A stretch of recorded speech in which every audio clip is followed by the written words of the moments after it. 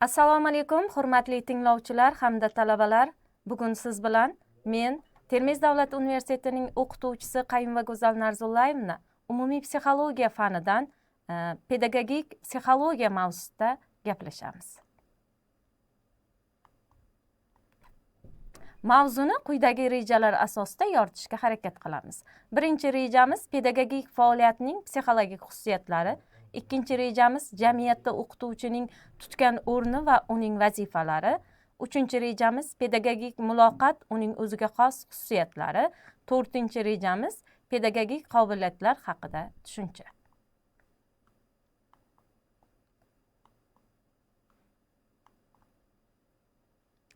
Pedagogik faoliyat o'qituvchining o'quvchiga uning shaxs va intellektual jihatdan rivojlanishiga yordam beruvchi ta'limiy va tarbiyaviy ta'sirini o'z ichiga oladi. Pedagogik faoliyat ham inson faoliyatining boshqa jabhalari kabi tavsiflanadi. Bu eng avvalo maqsadga yo'nalganlik va motivlashganlik, predmetlikdir.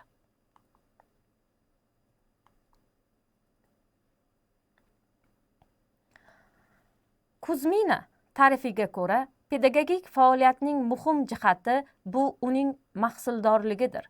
Pedagogik faoliyat mahsuldorligining 5 ta darajasini ajratib ko'rsatadi. Birinchisi bu minimal daraja, ya'ni reproduktiv. Pedagog o'zi bilan narsalarni boshqalarga yetkaza bera oladi. Ikkinchisi quyi, ya'ni moslashgan. Pedagog o'z fikrlarini autoriyaga o'ziga xos jihatlarini bilan ma'lum qila oladi. Uchinchisi bu o'rta, ya'ni lokal modellashtirish. O'qituvchi fanining ma'lum bir bo'limi bo'yicha o'quvchilarda bilim, ko'nikma va malakalarni strategiyasini egallaydi. To'rtinchisi yuqori, ya'ni o'quvchilar bilimini sistemali modellashtirish, o'qituvchi o'quvchilarda fan malakalarini shakllantirishning yo'l yo'riqlarini biladi. Beshinchisi eng yuqori, ya'ni modellashtirilgan tizimli faoliyat va o'quvchilar xulq-atvori. Bunda pedagog o'z fanini o'rgatishdagi yo'l yo'riqlarini shunday egallaydiki, natijada u o'quvchi ehtiyojlarida o'zini o'zi tarbiyalash, o'z-o'ziga ta'lim berish, o'z-o'zini rivojlantirish vositasi sifatida xizmat qiladi. Tepada tanishib chiqqanimiz o'sha Kuzmina bo'yichadagi jadval pedagogik mahsuldorlik darajalar. Minimal bu reproduktiv deyilgani o'sha holatdan kelib chiqib, hozirgi kun zamonasida ko'pincha pedagoglarning o'sha darajasini aniqlaydigan bo'lsak, Kuzminaning bo'lgan darajalariga ko'rib, minimal reproduktiv darajadagi o'qituvchilar, pedagoglar ko'p sonli kishilarni qamrab oladi. Quyi moslashganlar ham bor. O'rta, lokal modellashtirish jarayonidagi o'qituvchilarimiz, pedagoglarimiz ham bor. Lekin eng yuqori modellashtirilgan tizimli faoliyat va o'quvchilar xulq-atvori bilan ishlaydigan, hamma jabhani keng qamrab oladigan pedagoglar soni kam sonli kishilarni tashkil qiladi. Bunday pedagoglar o'sha oliy ta'lim fan a'lochisi yo bo'lsam o'sha eng a'lochi o'qituvchi nominatsiyalari g'oliblarini kirita olsak, maqsadga muvofiq bo'ladi. Bu darajaga, eng yuqori darajaga. Bunda o'sha o'quvchilarni fan olimpiadalari darajasiga olib chiqqan pedagoglar, o'sha ham shogirdlarini, ham o'zlarini takomillashtirgan va o'z ustida ishlay olgan va bilim va ko'nikmalar, malakalarni barchasini shogirdida mujassam ettira oladigan ustozlarni eng yuqori darajadagi pedagoglar sifatida qabul qilsak, maqsadga muvofiq bo'ladi. Pedagogik faoliyat predmeti bu o'sha shaxsning rivojlanishining shartli asosi bo'lmish ijtimoiy madaniyatni singdirishga qaratilgan o'quv faoliyatining o'sha manbai hisoblanadi. Pedagogik faoliyatning muhim tarkibiy qismlaridan biri bu motivatsiya hisoblanadi. Pedagogik faoliyatda ham o'quv faoliyati kabi motivatsion soha ajratib ko'rsatiladi. Bu tashqi va ichki motivlardir. Tashqi motiv sifatida biror bir narsaga erishish istagini, ichki motiv sifatida esa o'z faoliyatining jarayoni va natijasiga e'tibor berishi misol qilishimiz mumkin hisoblanadi.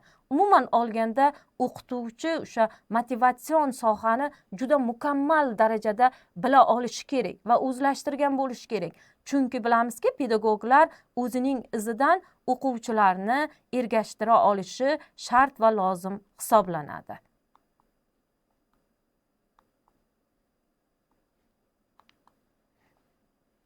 Ma'lumki, pedagogik faoliyat kishi mehnatining eng murakkab sohalaridan biri hisoblanadi. O'qituvchi jamiyat tomonidan qo'yilgan talablar bilan bir qatorda o'z faoliyatida tevarak atrofdagi kishilar, maktab ma'muriyati, hamkasblari, o'quvchilar va ularning ota-onalari undan nimalarni kutishini ham esdan chiqarmasligi lozim hisoblanadi. Pedagogik jarayon murakkabligi bilan va mas'uliyatliligi bilan boshqa sohalardan farq qilib turadi. Chunki bilamizki, barcha sohada faoliyat yuritadigan insonlarni o'sha maktab sistemasida pedagoglar tarbiyalab beradi. Bo'lajak pedagog shaxsiga qo'yiladigan bir qator jiddiy talablar bor.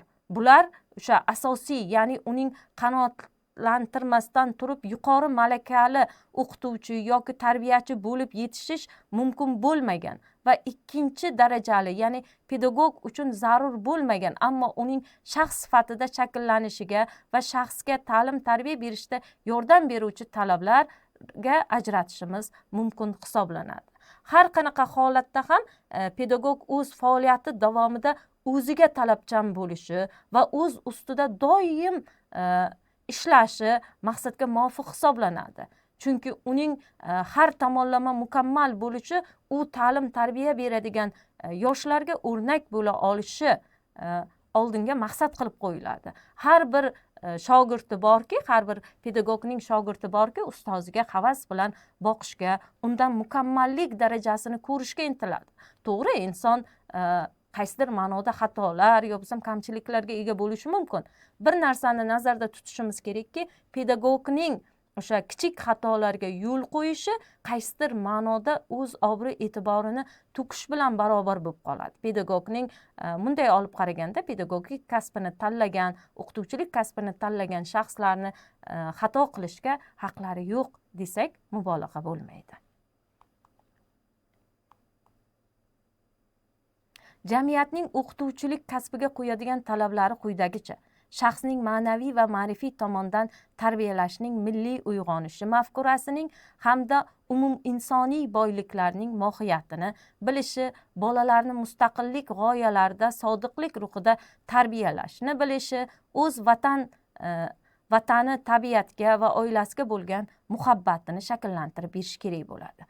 Bu o'sha pedagogning oldiga qo'ygan o'zining shaxsiy sifatlarida singdirgan jihatlardan biri bo'lishi kerak. Keng bilim saviyasiga ega bo'lishi, turli bilimlardan xabardor bo'lishi lozim bo'ladi. Bu faqatgina o'zining mutaxassislik doirasida, tor doirada emas, balkim kengroq boshqa sohalardan ham bilim darajasini, malakalarini, ko'nikmalarini shakllantirgan bo'lishi kerak bo'ladi. Ma'lumotlarni tezlik bilan yangilab turishga zarur shart-sharoitga ega bo'lish kerak bo'ladi. Sababi bugungi kunda o'sha zamon talabiga ko'ra ma'lumotlar, yangiliklar kundan kunga yangilanib bormoqda. Yosh pedagogik psixologiya, ijtimoiy psixologiya va pedagogik yosh fiziologiyasi hamda maktab gigiyenasidan chuqur bilimlarga ega bo'lishi lozim hisoblanadi. Har bir pedagog yosh pedagogika va psixologiya va ijtimoiy psixologiya va pedagogik va yosh fiziologiyasi fanlarini juda chuqur o'rgangan bo'lish kerak bo'ladi. Shuning uchun ham ko'p sohalarda o'sha umumiy psixologiya, yoshlar psixologiyasi, pedagogik psixologiya fanlari qo'yiladi. Nima maqsadda? Chunki siz bu fan orqali o'quvchining qaysi yoshda qanaqa xususiyatga ega bo'lishini va uning rivojlanish bosqichidagi xulqidagi o'zgarishlar, psixologiyasidagi o'zgarishlarni, ruhiyatidagi o'zgarishlarni bilib olishingiz mumkin bo'ladi. o'zi dars beradigan fan bo'yicha mustahkam bilimga ega bo'lib, o'zi kasbini sohasida jahon fanida erishilgan yangi yutuq va kamchiliklardan ham xabardor bo'lishi kerak bo'ladi. Bu haqida yuqorida to'xtalib o'tdim. O'qituvchi kunlik yangiliklarni muntazam ravishda kuzatib borishga qaysidir ma'noda oldiga maqsad qilib qo'yish kerak bo'ladi. Yangilikdan bexabar qolib ketsa, o'quvchilar undan ildamlab ketadi. Bu jarayon esa o'qituvchining o'sha qaysidir ma'noda mavqeini tushishiga sabab bo'lib qoladi. Shuning uchun ham o'qituvchi kunlik o'sha bilim salohiyatini, o'zi o'tadigan mavzu ustida ishlab, o'sha berilgan o'tadigan mavzuni yangilik darajasini o'rganib, unda o'sha erishilgan balkim Yevropa, jahon miqyosida o'rganib, solishtirib, bugungi kun bilan bog'lab mavzuni tushuntirib bersa, maqsadga muvofiq bo'ladi va o'sha o'zini ustida ham ko'proq ishlaydi, bilimi boyiydi va sohasida yetuk mutaxassis bo'lishiga asos yaratadi. Rossiya psixologlaridan Kuzmina, Slastinin, Gonobolin, o'zbekistonlik psixologlardan G'aynuddinov, Davletshin, Jalilov, Jabborov, Qoplonova va boshqalar tomonidan olib borilgan ilmiy tadqiqotlar o'qituvchilik kasbining professogrammasini yaratilishiga asos bo'lgan. Professogramma psixologik nuqtai nazardan ishlab chiqarish faoliyati, xarakteristikasi, aniq birorta kasb bo'yicha kelgan amaliy ishlar uchun zarur bo'lgan mazmundagi barcha tomonlardan o'z ichiga olishi kerak, ustida boradi. O'qituvchi professogrammasi muayyan fan tomonidan o'qituvchiga qo'yiladigan maxsus talablarni o'z ichiga qamrab olishi lozim bo'ladi. O'qituvchining shaxsiy xislatlari. O'qituvchining shaxsiy xislatlariga quyidagilarni kiritishimiz mumkin, ya'ni bolalarni yaxshi ko'rishi, ularni sevishi, amaliy psixologik farosatlilik, mehnatsevarlik, jamoat ishlarida faollik, mehribonlik, kamtarlik, odamiylik, dilkashlik, uddaburonlik, mustahkam xarakterga ega bo'lish, o'z bilimini oshirishga intilishi bu o'qituvchining shaxsiy xislatlariga kiradi. O'qituvchining kasbiga xos bo'lgan bilimi, ya'ni ta'lim va tarbiya jarayoni mohiyati bilan uning maqsad va vazifalarini tushunishi, psixologiya asoslari, yosh psixologiya va pedagogik psixologiya asoslarini bilishi, etnopsixologik bilimlarni egallashi, hozirgi zamon pedagogikasi asoslarini bilishi, hozirgi zamon pedagogikasining metodologik asoslarini egallagan bo'lishi, maktab yoshdagi bolalarning psixologik pedagogik xususiyatlarini tushunishi lozim hisoblanadi. U o'z fanini o'qitish metodikasini ham bilishi kerak. O'quvchilarga tarbiyaviy ta'sir etishning samaradorligini bilishi, ota-onalar va jamoatchilik bilan olib boriladigan tarbiyaviy ishlarni mazmunini bilishi lozim va shart hisoblanadi. O'z kasbiga xos bo'lgan xislatlar, milliy qayta qurish mafkurasi bilan mustaqil davlat mafkurasini tushunishi lozim. Zamonaviy maktabda olib boriladigan o'quv tarbiya jarayonida umum insoniy boyliklar, milliy an'analar, urf-odatlarni ahamiyatini tushunishi lozim. O'qituvchining kuzatuvchanligi, o'z diqqat e'tiborini taqsimlay olishi, pedagogik fantaziya, xayolining rivojlangan bo'lishi, o'ziga tanqidiy munosabatda bo'la olishi, o'zini qo'lga ola bilishi, o'zini tuta olishi, pedagogik takt, nutqning emotsional ifodalanishi lozim bo'ladi. Har bir o'qituvchi o'sha dars jarayonida badiiy nutqqa ega bo'lgan jarayondan foydalanish kerak, nutqi ravon bo'lishi kerak. Chunki har bir ergashtiruvchi o'quvchi o'qituvchini o'sha emotsional holati bilan, uning gapiradigan toni bilan unga ergashadi. Ko'pchiligi bilamizki, o'qituvchilarda shu nutq emotsional ifodalanishi ba'zida shevaga tortib ketadi. Aslida dars jarayonida ham shevani ishlatmasdan imkon qadar badiiy tilda gapirilsa, maqsadga muvofiq bo'ladi. Shaxs pedagogik o'sha uddaburonligi, dars mashg'ulotlari uchun zarur materiallarni tanlay bilishi, o'qituvchining bilish faoliyatida boshqara olishi, ta'lim va tarbiya jarayonida o'qituvchilar ongini taraqqiy etib borish istiqbolli ravishda rejalashtira olishi, o'zining ta'limiy tarbiya ishlariga tayyorlanish tizimini rejalashtira olishi kiradi. Tashkilotchilik malakalariga bu o'sha bolalar jamoasini uyushtira bilishi, turli sharoitlarda bolalar jamoasini boshqara olishi, amaliy masalalarni hal etishda o'zining bilim va tajribalariga ustalik bilan tez qo'llay olishlari kiradi.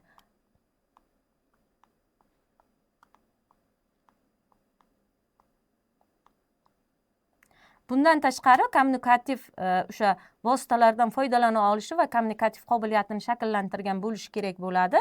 Mavzu yuzasidan qisqacha fikr mulohazalarimiz shulardan iborat edi.